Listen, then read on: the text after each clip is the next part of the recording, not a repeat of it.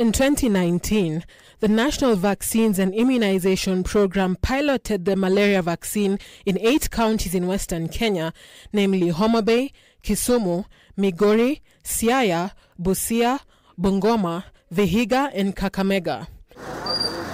Kenya has so far administered more than 1 million doses of the 4-dose vaccine to children across the 8 counties, with almost 400,000 children receiving at least 1 dose. As the pilot progressed and more data became available, WHO now recommended that the vaccine should be used on a broader scale to prevent malaria, particularly among children in sub-Saharan Africa and in regions where there was moderate to high Plasmodium falciparum transmission. Since the introduction of the vaccine in 2019, the country has witnessed a drop in the number of children hospitalized for malaria and a consequent reduction in child mortality. The first dose of the vaccine is administered from 6 months of age and the fourth at 2 years of age over a period of 18 months. Our goal as a program has been to reduce malaria incidence and deaths by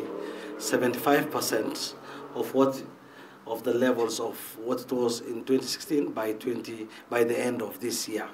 So the scale up of malaria vaccine to the remaining 26 sub-counties in the high burden counties, or the lake-endemic region, what we call, is actually very appropriate and timely. The World Health Organization has further recommended the vaccine for broader use in Kenya, Ghana and Malawi, but plans to expand access to the entire African region have been hampered by low vaccine supply. We currently only have one manufacturer for the vaccine, and we have limited supplies of the vaccine. And so this type of tailored approach of looking at how we can phase in to the countries is also what's happening throughout the region. Starting with those areas with the highest levels of transmission, the greatest burden of ill health due to malaria, those are the areas that are initially being targeted for the introduction of the vaccine. And then as the supplies increase, and working together with the other malaria interventions. The program now intends to scale up vaccination to other parts of the country as efforts to begin a phased introduction in other countries across the continent begin later this year. Muriel Adhiambo, K24.